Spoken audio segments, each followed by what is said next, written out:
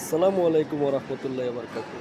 প্রিয় প্রবাসী বাংলাদেশি ভাইয়েরা, আমরা যারা বর্তমানে কাতারে আছি অথবা কাতারে আসতেছি, কাতার সরকার একটি নতুন আইন জারি করছে। সেটি হচ্ছে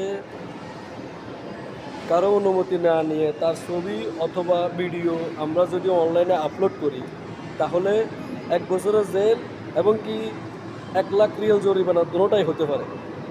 কী জন্য আমরা কি করি, অনেক সময় বিভিন্ন মার্কেট অথবা বিভিন্ন জায়গায় যাইয়া যখন ভিডিও করি, একবার আরেকবার ভিডিও করি অথবা ছবি তুলি, তোলার সময় যদি ওর পিছনে যদি অন্য কোনো মানুষ যদি থাকে, ওই ছবিটা তোলার পরে ওটা যদি ফেসবুক অথবা বিভিন্ন অনলাইনে যদি যারা আপলোড করে তাহলে 1 বছরের জেল এবং কি 1 লাখ রিয়াল জরিমানা হতে পারে।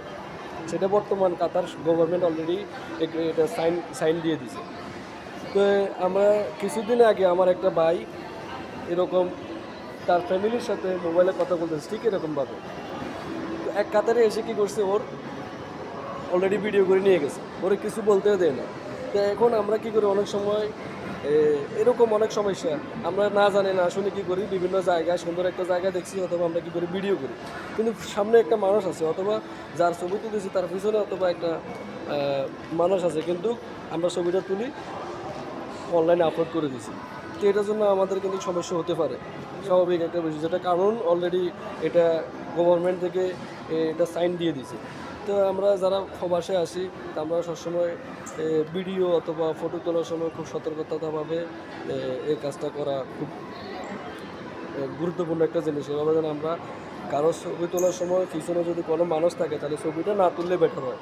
হ্যাঁ, অথবা ভিডিও করতেছি একটা জায়গায়, মানুষ অন্য মানুষের ভিডিও আসতেছে, সে জানে না তার ছবিটা আমরা ফেসবুকে আপলোড দিয়ে দিছি, পরবর্তীতে কিন্তু আমাদের সমস্যা হতে পারে। তো আমরা সবসময় কাজগুলো করার সময় খুব দেখে শুনে করাটা খুব ভালো। তো সবাই ভালো থাকবেন, ধন্যবাদ সবাইকে। আসসালামু আলাইকুম রহমতুল্লাহ বারকাতু।